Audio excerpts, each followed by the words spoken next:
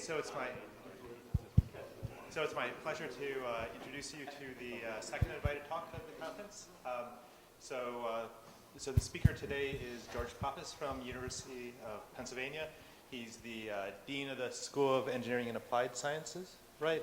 As well as a member of the Electrical and Systems Department. Each of these have slightly different names. And then it has additional affiliations both with information sciences and then mechanical engineering, which is kind of an amazing diversity background. He's also an IEEE fellow. He's a member on the research side of the GRASP lab. And George is kind of very well known as a control theorist who's worked on a very broad set of systems, including embedded systems, discrete event systems, hybrid systems, and hierarchical systems, with applications to a very broad set of areas, including robotics, distributed robotics, autonomous air vehicles, green buildings, and I guess molecular genetic networks, which are also areas that are very fond to my heart as well. George comes from the hybrid systems community, right? The hybrid systems community kind of evolved from first by computer scientists and control theorists coming together because both were trying to prove properties of a system, right? And so as the world increasingly moved to both mixed discrete and continuous systems to be able to validate their properties, you wanted to be able to draw from both control theory and from formal methods.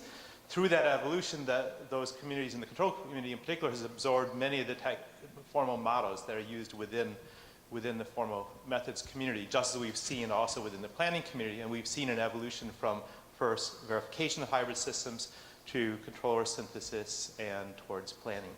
So you'll see a very nice synergy between the kind of research that we do here and what George does in his community, but much more from a control theoretic perspective. So I'm very excited to see these methods. Thank you very much.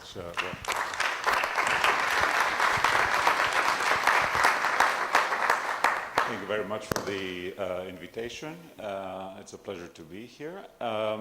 So I also have to thank the people that really did the work.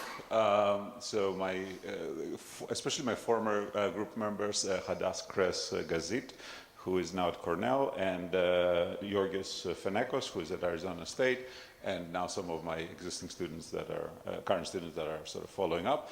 Of course, sponsors, I really have to thank National Science Foundation. They really supported bringing communities together, and I think that has been a very strong point. And very recently, last month, the NSF awarded us a very large expeditions award, very much focusing on this transformation from sort of verification towards synthesis of embedded software with sort of a direction towards robotics, including really a great set of people. So to motivate a little bit the problems that we're going to talk about, I want to get a little bit the bigger landscape of what you would see inside some kind of a team of UAVs. And if you zoom inside the architecture, you would find at least three layers, but let me just stick to 3 layers for today. So I am indeed a control theorist. I tend to stay at this level, which is the MATLAB level. That's where you design your controllers, your Kalman filters, and so on. Okay, and you prove nice properties about stability and all of those things that we teach undergraduates to do. Then there is a layer below, and that is the real-time systems embedded. Those are microprocessors that interface with actuators, things that really get the job done at the low level, and you have to deal with real-time operating systems. So one issue that needs to be understood, and it's becoming more and more of an issue, is how to map these controllers on such platforms. And as platforms get more and more expensive, for example, in a BMW you have like 75 of these microprocessors, how to map many of these controllers to the same type of real-time resources. So that's one big challenge that's happening right now. And so this is a case where computation interacts with control, but it's essentially computation is really supposed to really implement the control functionality. And then there is the layer above, and this is where I believe many of you, a lot of your algorithms live, where you want to do some kind of supervision of all these controllers. So for example, I have all the logic that says if you see an obstacle, do this, or if you see another aircraft within 5 kilometers, do that, and so on. So here you have a layer of software that's doing a lot of the higher level planning, reasoning, and so on, and that in some sense supervises a lot of these controller layers below. So you have a library of controllers, and then you have higher level reasoning that's supposed to really sort of manage this set of controllers and so on. So this is a different interaction between computing and control. And in this case, control is really there to serve the needs of the software, or in your case, the planner. And this interaction is quite different from this interaction. So I come from the hybrid systems community. We tend to say computation control and put it into one big soup. But I think there are quite different beasts here. This is a more event-based interaction between computation and control, and this is much more a fast timing, tight control loop type of interaction, and different approaches really apply to these different levels of the hierarchy. Now, if you go to a more concrete, there was the urban challenge a few years ago, and a similar type of architecture existed in more or less lots of the vehicles that participated. So people designed controllers with trajectories, planners, and trajectory controllers, and all of that. And then, now what DARPA gave to the teams was 2 files. One file was, here's basically the sequence of waypoints, here's the environment, and these are all the checkpoints and so on. So that was a description of the environment they were supposed to drive. And then there was the mission description file, which was, this is the mission that you as a car have to accomplish, which is you have to follow this sequence of waypoints, go there, park, avoid all cars, and so on. Then the question is how to really construct all these layers of the hierarchy, do the testing, and so on. Okay, so this is, we'll come back to this example a little bit later. So if you want to abstract a little bit and just stick to these 3 layers that I just introduced, then the way I look at this is that at the middle layer, I see control systems, Kalman filters, the kind of things that we do in the control systems community.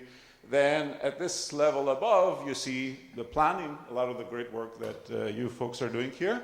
And there's also other related communities, like the formal methods community and the discrete event community and so on. And here is where you do a lot of sort of event-based interaction planning and so on. And then there's a different community here, which is the real-time systems community. We're talking about real-time operating systems, embedded systems, and so on. Now, the purpose really of the talk is not so much to speak about any layer in particular. I'm not going to talk about the bottom layer at all. But really, I think the challenge is really in the interfaces across the layers. Okay, so I think even though I'm a control theorist, I don't really work on control. I don't design controllers unless there's a need. I really focus very much on how control interfaces with the layer above and the layer below. Okay, that's where I see as a control theorist a lot of the challenges going forward. So, of course, there has been a lot of great work at all levels. In particular, in the planning community, the work of Paolo Traverso and his collaborators on sort of planning using model checking is something that has really influenced us, and credit goes to this community for sort of pursuing that. Of course, there's approaches on the control side of how to address these things, and I'm just putting 2 or 3 here, but I could list thousands. But the point is, my point is, again, is that a lot of the technical challenges I see is at the interface, because the things that you prove at the planning layer may or may not transition into what will happen at the real-time embedded computing layer at all. Okay? And the things that we design at the control layer may or may not transition into sort of a safe, efficient sort of execution at the layer below. So the question then is really how to have these communities talk to each other so that we can sort of integrate better planning, control, and computing. And that would, as being a hybrid systems person, I really believe that hybrid systems, the idea of having a more systems view, holistic view of the system, mixing the discrete and continuous systems, is one way of doing it. And another thing I'm going to make towards the end is that we really need these interfaces to be robust.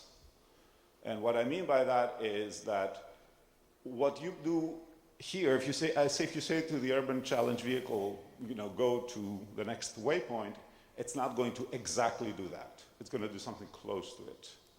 And the question is, how should we change the way we think about planning and sort of like all of those things to accommodate for that type of uncertainty? So I think this is something that will come later.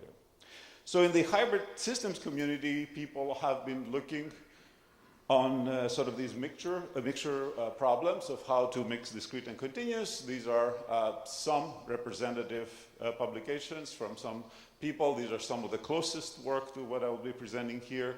Work of Emilio Frezzoli, Magnus Egerstedt, Colin Belta, Eric Lavins, and others, and Antonio Bicchi. Of course, there's many other people. Brian also is doing a lot of great work in this area. So this is just a sample of some of the problems we're going to address. And here's, in particular, for today, I'm going to talk a little bit about the interaction between these two layers, which is how to do temporal logic planning, but for dynamic robots.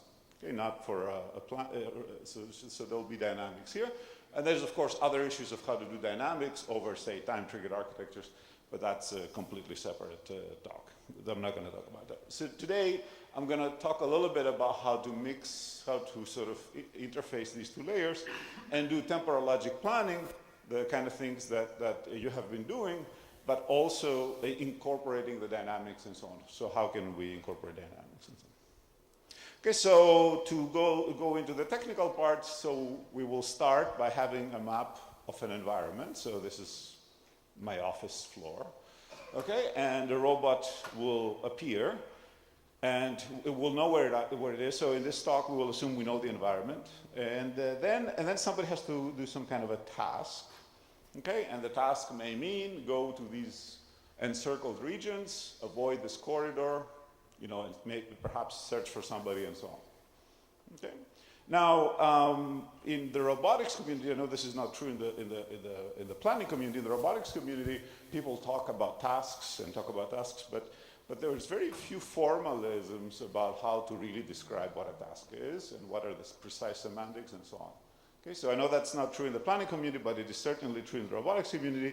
So the first thing you have to look at is how do you specify tasks and so on. So what we did is something that has already been done in formal methods community, the planning community, and so on, is really look at temporal logics as a way of specifying tasks. Okay, so you don't have to stick to temporal logic or linear temporal logic. You can pick other ways. But the important thing is that it captures a variety of tasks that we want. So temporal logic is a formalism by which you can sort of express a variety of tasks. So obviously the diamond stands for the word eventually. So you want to say things like eventually I would like to go to region P2, okay, to that room. You can express coverage requirements. So eventually you want to go to this room, and eventually you want to go to that room, and eventually you want to go to that room. So that you can express those things. You can express sequencing, that you want to go to P2 before you go to P3. And of course, the most studied problem in robotics, which is go to P4, and until you go to P4, so U stands for until you go to P4, you should avoid P2 and P3. So go to somewhere and avoid obstacles. Hundreds of papers on this every year in the robotics community.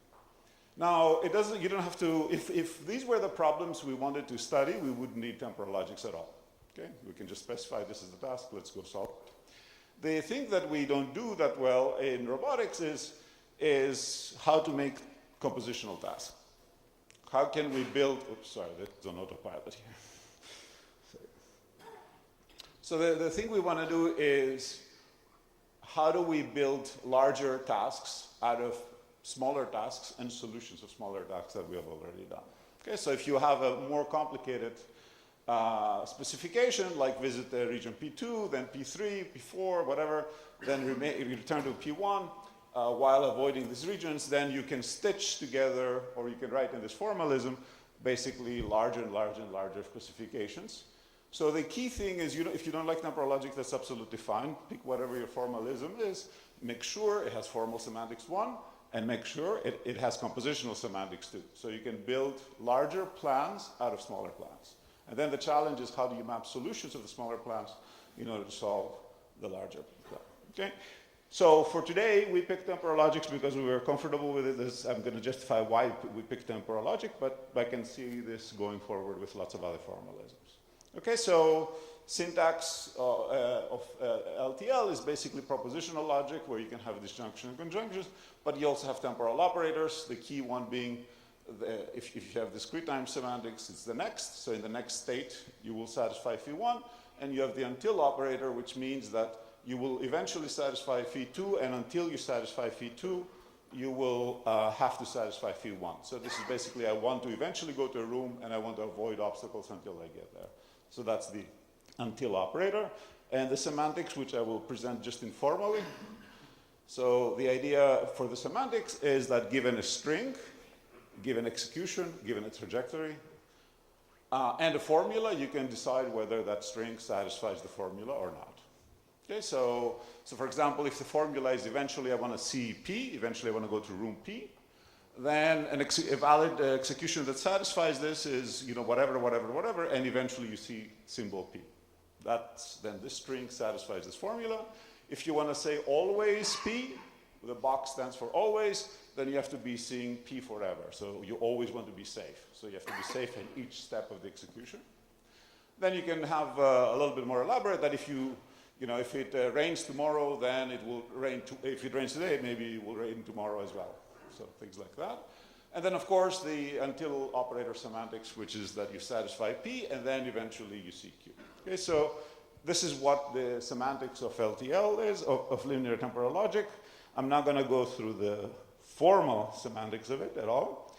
But then we wanted to use LTL to specify a simple robot plan. So for example, visit rooms 1, 2, 3, while avoiding corridor 1, and you can sort of write things like that. And then you can also introduce something we'll do later, some sensor symbols. So for example, if the light is on, then visit rooms 1 and 2 infinitely often, or if you see somebody, beep, and so on. Okay, so the first specification here doesn't have any sensing. It's basically do this. Whereas here, based on what you detect, you may want to do something. Okay, so we'll talk a little bit about that later. Now, of course, there's a zoo of temporal logics. Okay, so we picked LTL, which is this. There's CTL, there's mu calculus, there's real-time versions of this, spatial versions of this. Again, we picked LTL for a variety of reasons, but you can and people have generalized a lot of these ideas to more general logics and so on. So with all of this context, our problem now is simple but very non-standard for a control person, which is given a dynamical model, design a controller so that when you compose the controller with a robot, you satisfy a temporal logic specification. Okay. Now, the control people will complain today, and now for the next few slides, I'm going to assume the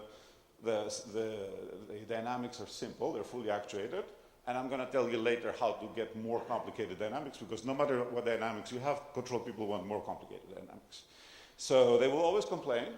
So for now, I'm going to stick to this problem, and then I'm going to tell you how even more complicated dynamics can be incorporated later.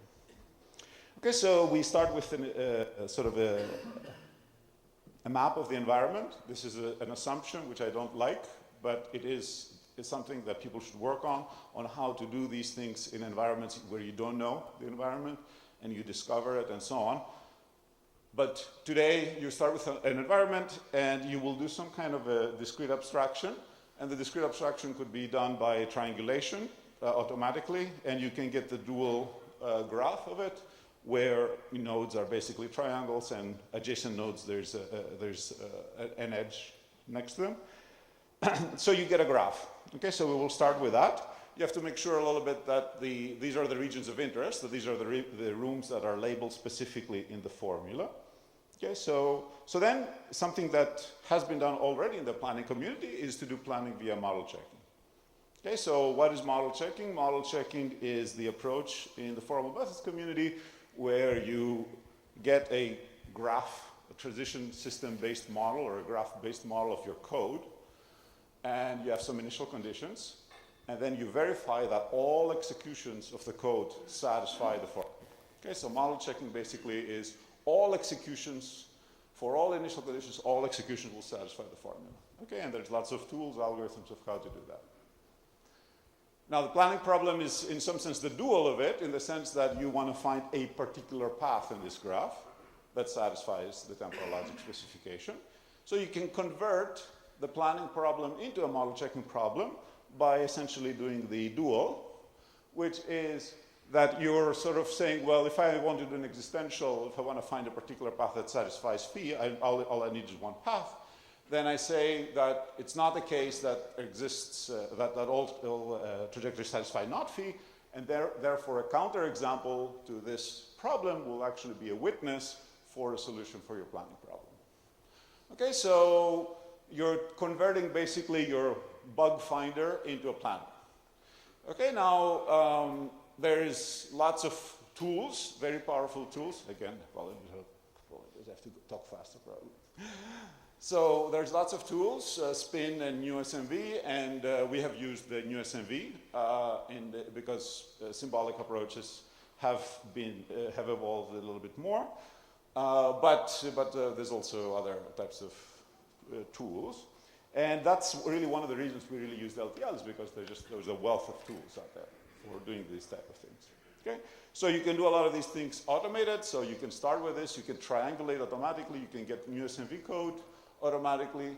You can write your specification. That's translated automatically in NewSMV format. You press the button, and you get a plan.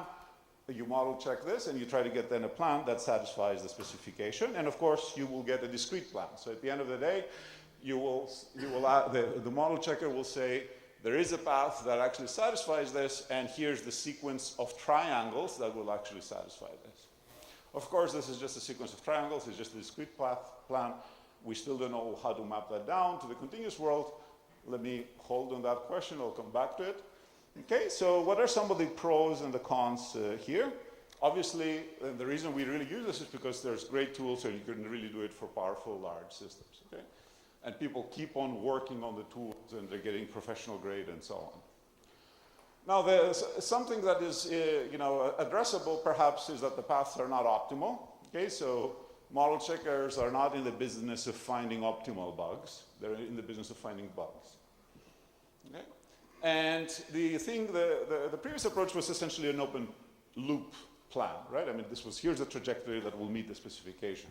The robot didn't have to look in the environment to see whether there is something there. It didn't have to react to the environment at all. Okay, so there was no sensing involved with the environment. Even though we knew the environment, we assumed that we press the button, the thing is executed, and now. So the question then is now, how do we react to changes to the environment?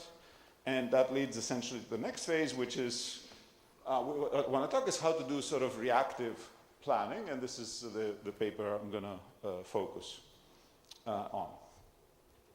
So in 2006, there was a great paper by Amir Pnueli and Peterman, and they came up with a fragment of LTL, and this fragment has the following structure, and is known as general reactivity 1.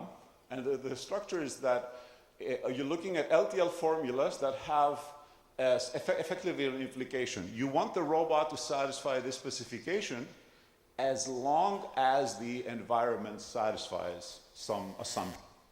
So you have propositions that have to do with the robot, but also now you have propositions that have to do with the state of the environment. So you're splitting the world in two parts, what the robot sees and what's happening out there. And now you're saying that I would like to guarantee this behavior, assuming that I'm in an environment that satisfies this behavior. Okay? Now, if you don't know anything about the environment, you can simply put the formula true, and that means that you have absolutely no knowledge of what's happening out there, and your planner has to plan for all possible contingencies of the environment. The more knowledge you have here about the environment, the more you're constraining the possible evolutions in the environment, and effectively you're helping the planner in its search and so on. Okay? So this is the standard assume guarantee type reasoning you see in a formal verification community, that you would like this component to satisfy a specification under assumptions on its inputs and so on. Okay? Now in the robotics world, the assumptions could be in a multi-robot situation, that I will do something under the assumptions that you will do something else and so on. So this could go in a lot of different ways. There's additional substructure in each of these formulas. And if you look into the substructure, it looks something like this. We don't have to go through this side, but effectively this is the formula on the environment, and there's a part that says how the environment is initialized, what are the allowable transitions of the environment, and what are the allowable goal states of the environment. And similarly for the robot, how is the system initialized, what are the possible transitions of the system, and what are the desired goal states of the environment. And we cannot mix temporal operators as we wish. Okay, let me just stick to that. There's some things in LTL that you cannot express here. So just to give you a little bit of an example, so if you have a search example that you're now trying to search for something, so you have to really sense fish, Nemo, and you know a priori, so this is your assumption about the environment, that it may be in 1, 3, 5, or 8. Okay, so these are your assumptions. If you don't know anything, then it could be anywhere. Okay, you make the search problem hard. Okay, so starting in corridor 12, look for Nemo in these particular rooms, and if at some point you see him, stop, beep, and so on. Okay, so you have you split the world into robot propositions, as well as, in this case, one binary sensor, and the binary sensor tells you whether you saw Nemo or not. And people, of course, we have to work on getting the sensor, the sensor abstractions a little bit more sophisticated. So you can take this and map it into this formalism that I say. So here's the part that has to do with assumptions on the environment. And here's the part that has to do with assumptions on the robot. So initially, we do not see Waldo in this case, Nemo, sorry, it should be Nemo or Waldo. And then here are the allowable mobility that you allow Nemo. So Nemo is not to move in this particular case. So if you are at a particular state, then you're there at the next state. Okay, and there's no particular goal state for Nemo. Okay, so this is how you capture it here. And then this is what you would like the robot to do. So you start at room 12, and eventually you want to visit all these rooms or see Nemo. Okay, so that's how you express this. Okay, so this is the structure of the specification. Okay, now, so why this general reactivity one substructure? So the first view here is, which I didn't say explicitly, is that this is moving away from model checking and going towards synthesis. Okay, so model checking is somebody writes the code and then you pass it to the verifier to sort of check whether what I have written is okay or not.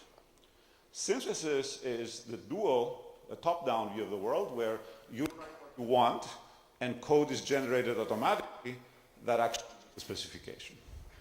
Okay, so this is a synthesis approach to the problem.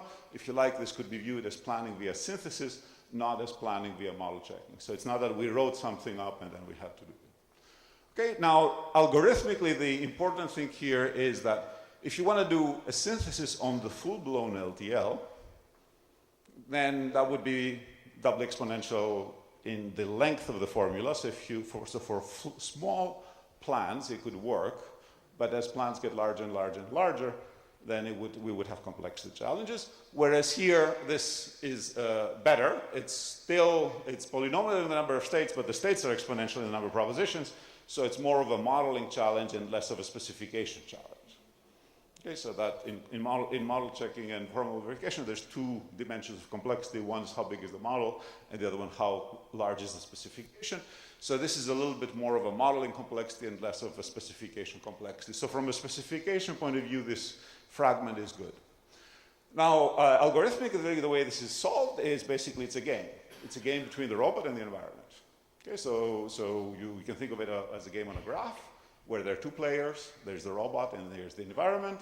They take alternating actions, and then if no matter what the environment does, the robot wins, and wins means that I can satisfy this temporal logic formula, then you extract essentially a winning strategy. And that strategy is basically your code, if you are in the formal verification community, or your planner, if you are in the planning community.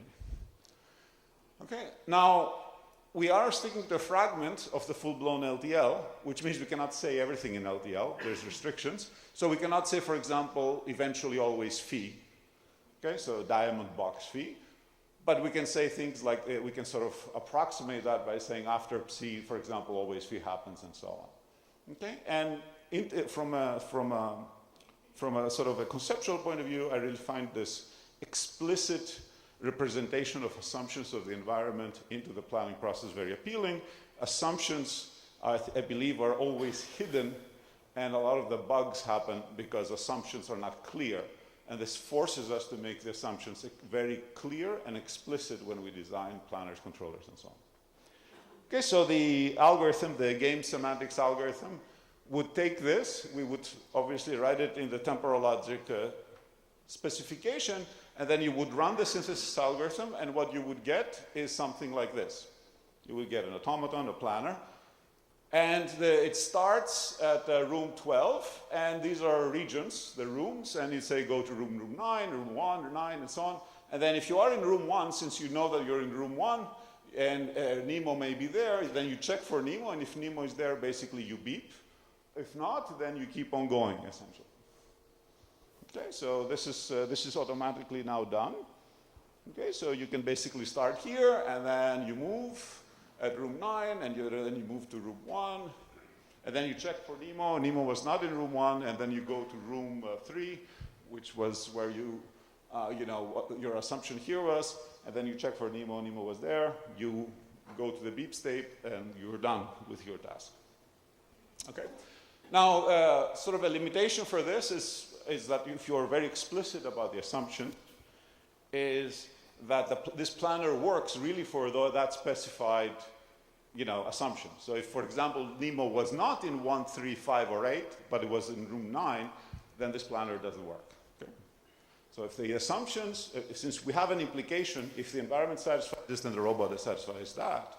If the environment is false, all bets are off regarding what the robot will satisfy and the planner. Okay? So now we have this reactive planner that sort of can look at what's happening in the environment and based on that make decisions about whether to go to this room or that room. Now the question becomes, we have, if you like, a discrete controller, a discrete planner. The question is, how can we map this now down to a feasible, how can we incorporate the dynamics? And this is where I have to put my hybrid systems hat now. Okay, so there's a community of people that have been focusing over the past decade or 15 years on the following problem. Given some kind of a dynamical system, linear, nonlinear, and whatever class of systems, try to abstract it to some symbolic model, okay, and somehow show that these systems are equivalent in some sense. And this initially was done with a view towards verification. Okay, so the initial viewpoint was I wanted to verify, for example, that x would never exceed 5. Okay?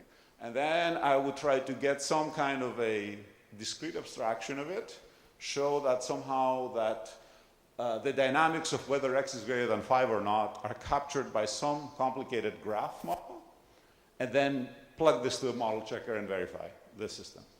Okay, that was the verification approach. But over the past, I would say, 5 years, especially with the work of Paulo, Tabuada, and so on, there is a synthesis viewpoint to this, which is a little bit broader in the sense that we want to control the system to satisfy a temporal logic specification.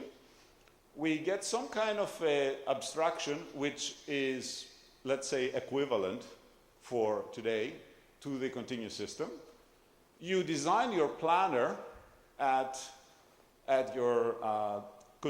this level, at the discrete level, and then you have to have a map of how these plans need to be pulled back at the continuous world.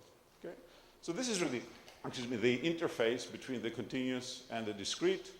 In my view, this is a great way by which a lot of the work that you guys do on the right side can be pulled to the left side by sort of talking to some of these people and sort of reading some of these papers.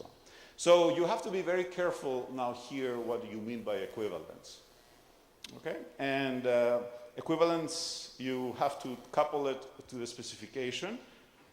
So if you're sticking with LTL, then language equivalence suffices to preserve LTL properties. So you have to show that the continuous system and this discrete abstraction basically generate the same sequences and the same trajectories. By simulation equivalence, which is stronger than language equivalence, preserves not only LTL, it preserves lots of other things and so on. I'm not going to get into the specifics of how to define by simulation and all of those things, but in this talk, I'm just going to give you of how to address by simulation equivalence on just this particular problem of temporal logics for robots.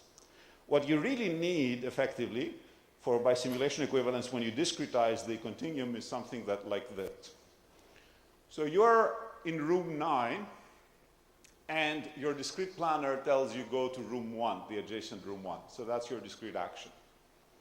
Okay? Now, the planner has no idea about the status of the robot in the room. The robot could be here pointing in the wrong direction.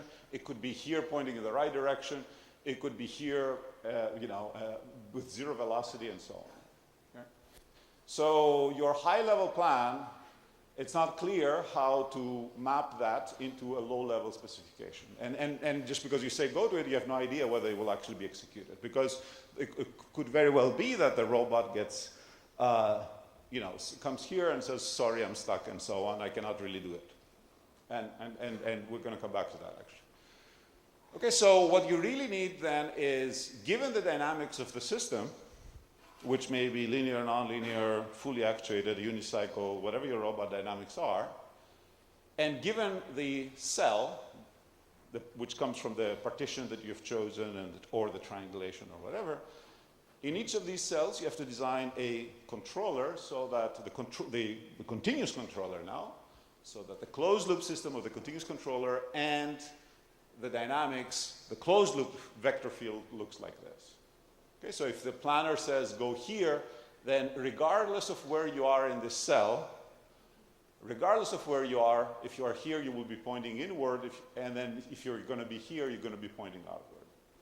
Okay, so this is in some sense, if you have a partition and you define the sort of the bisimilar quotient of a system, this is the kind of property you want in order for the quotient to be a bisimulation, meaning that if one state can exit this way, then all states in the same equivalence class have to exit the same way. Okay?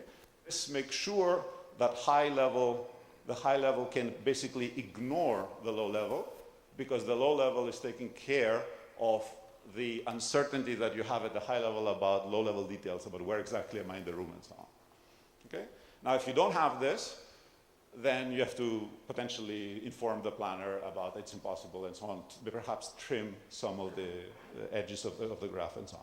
And then you can stitch these things. That's the good thing about these, is that you can stitch these. So if the planner says go here, and then from this cell goes there, then you put such a controller here, then you put such a controller there, and so on.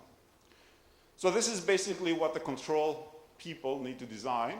And in that case, effectively, then the planner is effectively telling you which continuous controllers to pull from your library and how to stitch them in order to actually satisfy the plan. So the planner is really orchestrating how to choose the controllers and how to execute them. Okay, so there's a variety of ways of constructing such controllers. So the first paper here by Colin Belter. And Luke Hubbets does it for linear systems with linear affine controller designed on simplices, so you have triangles. This is very much about how dynamics and sets sort of line up. The challenge is really very much there. Or if you want slightly more like unicycle type dynamics, then you can do kind of a local potential function, which is trying to capture that vector field in a potential function but just on that cell. It's not a global potential function, it's just a local potential function that sort of, if you say I want to go out, then it just gets me to that door and so on. And then you stitch potential functions like that.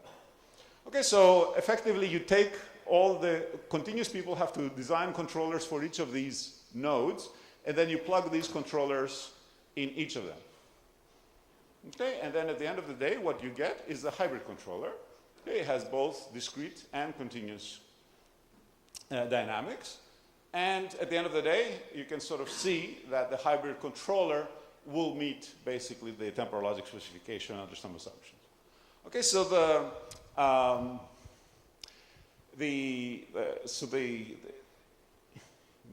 so effectively what we have done is that somebody gives us the temporal logic specification. Okay, this is this reactive type of a specification, which includes the environment. Then you do a synthesis approach to get a planner. Okay, and if the planner, if the temporal logic specification is synthesizable or realizable, then you will get a planner. Otherwise, you will get an empty strategy. It means that the planner is not realizable. Okay, if it is impossible. And then you design this hybrid controller by plugging in all these continuous vector fields inside the discrete modes. And you get a hybrid controller so that when you compose it with the robot, this composition is essentially bisimilar to the planner. And since bisimulation preserves LDL properties, if the planner satisfies this formula, then the continuous robot also satisfies the formula. Okay, this is essentially how you stitch all the pieces together. Okay, and this is a top-down view of the world. Okay, so it's important to note that this is a top-down view of the world. Means that it's kind of a planning-friendly, control-unfriendly approach, meaning that the planner can just stick to the plan and see what they can do, and then it's really up to the controller to make sure that it implements whatever the planner wants. Okay, and this will work in situations where the robot down here is not terribly constrained. Okay, so if the dynamics are not terribly complicated, and you can basically design these vector fields, and the robot is sort of the omnidirectional and can move in all directions and so on, then that would be fine. If you have a very aggressive aerial vehicle, then designing those controllers will be much more challenging. And in that case, you may have to start thinking about how to do this in a much more bottom-up way, where the control people say to the planning people, here's a list of 35 controllers that I have available for you. You plan with these 35 controllers because these are all I have. Don't ask me to do more than this. Okay? So this is very much a top-down view. And I guess the main result by stitching all these little things together is that if the formula is realizable, so if there is a planner that can be realized using this synthesis approach, and continuous controllers exist so that you can sort of do this, then the closed-loop hybrid control system satisfies the specification, but only, of course, if the environment is admissible, meaning only, of course, if the environment satisfies its assumptions. Okay? Again, since this is an implication, if the environment fails to do this, then this formula is true regardless of what the robot does. Okay? So now let's look at some case studies here. Okay, so the first one is the valet parking example. Okay, so here the problem is you want to drive around the environment, obey the traffic rules, meaning that you can see some of these things are stopping at stop signs and they turn red. And then the specification for a robot is, don't collide, follow the stop signs and so on. If you find a parking spot, park. If not, keep on searching forever. Okay, so the assumption could be on the environment that eventually a parking spot becomes open. Okay, that's the assumption in the environment, so it's not a futile search for the car, and so it keeps on searching and so on. Okay, now in this case, because it is parking, orientation matters, and therefore we cannot really stick to just fully actuated robots. We really have to think about unicycles and how to do the parking controllers and so on. Okay, and you have to do those kind of controllers that satisfy the bisimulation property, but for unicycle style controllers and so on. Okay, this is a collaboration with David Conner when he was doing his PhD at CMU, who was actually designing such controllers, and other reason how we chose it. Okay, so essentially then, to summarize here, what we were able to show is that we could design such controllers for unicycle style robots that satisfy a very complicated specification, which is too large to write even on a slide. I just want to give you a sense a little bit of the complexity is that essentially we had a library of 300 plus controllers and more than 5,000 discrete modes. Okay? And because effectively we never really mixed the discrete and the continuous together, we let the discrete side do the planning, and then we let the continuous side implement the discrete thing. We were able to actually scale this up to something that is reasonable. Okay. Now, we also apply this, going back to the urban challenge, which was a very similar thing, but far more complicated. It was 60 miles, lots of cars, and so on, and a much bigger environment.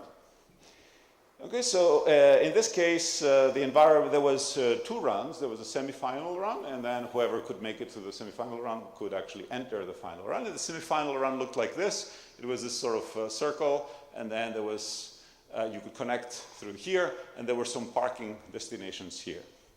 Okay, so the idea was drive around, don't crash with each other, go park occasionally, and so on. And if you could do all of this successfully experimentally, now this is of course all simulation, if you could do it experimentally, then you should take, you could participate in the final exam. So this was just at the level of complexity that we could handle with the existing tool technology out there and the controllers that we had, basically.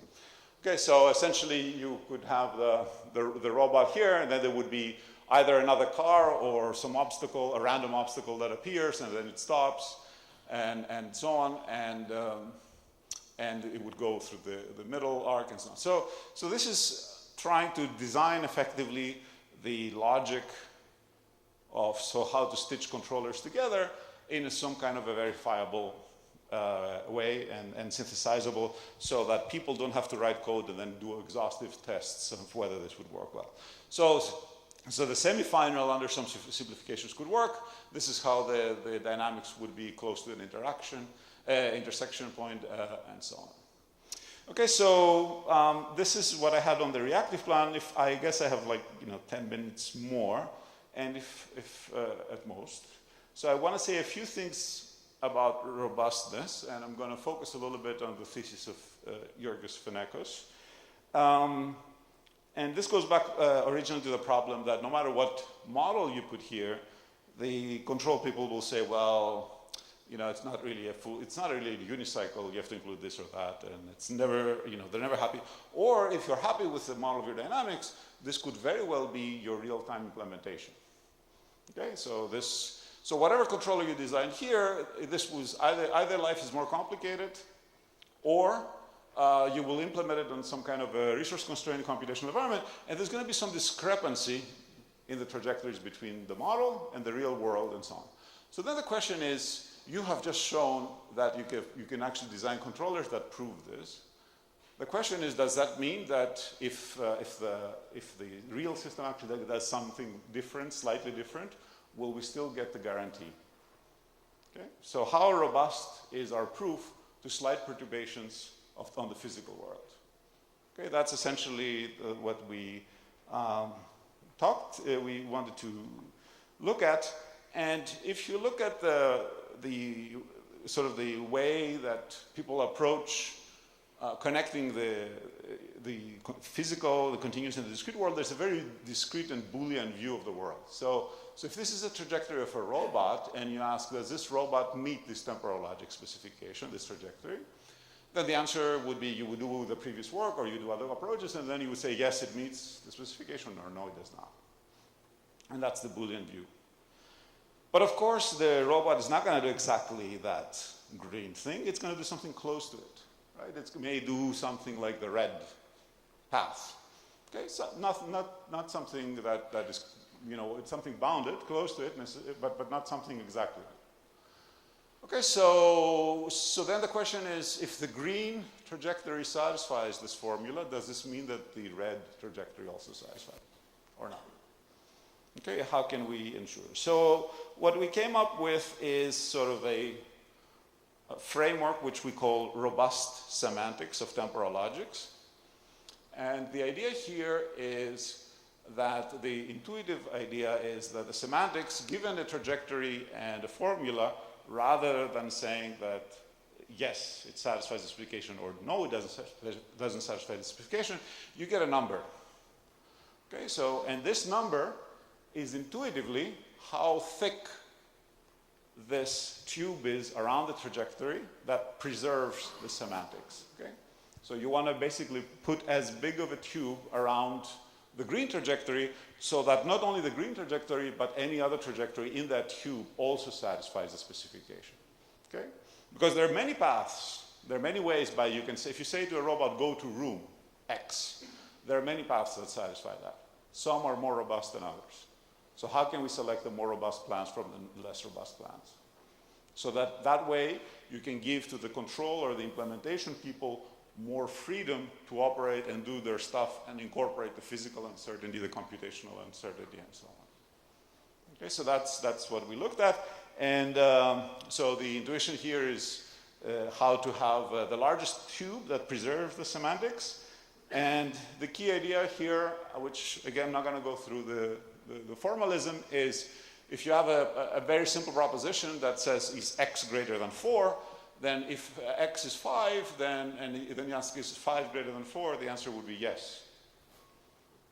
But in the robust view world, if you ask whether 5 is greater than 4, you don't only get yes, which is a positive number, you also get how far you are from not satisfying it. Okay, so in that sense, 5 is a more robust satisfaction of this proposition than 4. And the idea here is that if, for example, if x was 4, then your robustness semantics would be 0, which means that any slight deviation would completely flip whether your plan satisfies the formula or not. And those are the regions you really want to avoid. So if you want to be on the robustly safe or the robustly unsafe region, what you really don't want to do is really be close to 0. Okay? So this now is a way that you can take this idea from atomic propositions and propagate it down by using standard sort of approaches of how to define disjunction and conjunction, and then how to do the temporal operators using this robust semantics. And this effectively gives you an algorithm. And this algorithm computes not the robust, given a tube, given trajectory and the temporal formula, doesn't compute necessarily the largest tube, but an under approximation of it. Okay, so what you compute is an under approximation of this large. So if this is green and if this is what epsilon is, then it will compute something in between. And then you know that if the continuous world can stay within that tube, then your plan will still be safe.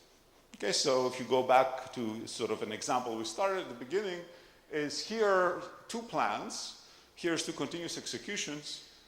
And this is the temporal logic specification. They both meet the formula. They both meet the plan. So from the perspective of the symbolic discrete view world, they're both fine. Right?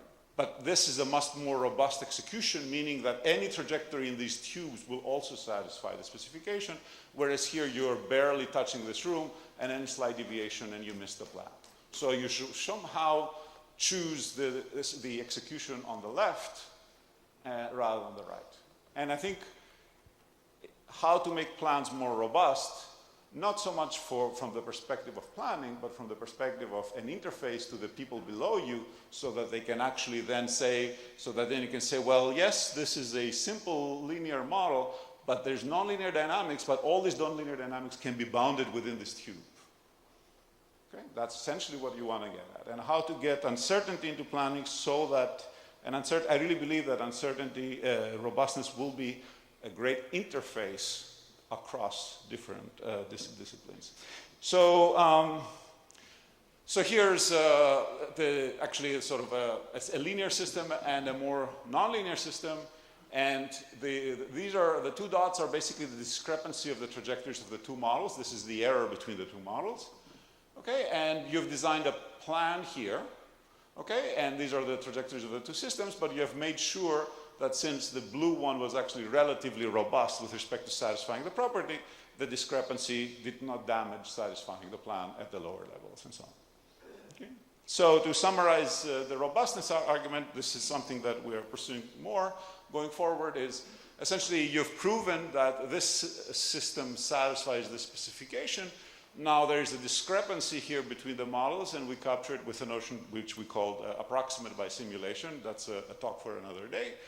And now what we want to know is that if there's a robustness here that is delta, so if your robustness margin is delta, then if the discrepancy between the two models is epsilon, if the discrepancy between the two models is less than the robustness of your satisfaction, then whatever you've proven for the simple model will automatically propagate to the more complicated model. And that's how you can go. And this doesn't have to be a complicated dynamics. It could be the real-time embedded computation and so on. So I just want to conclude.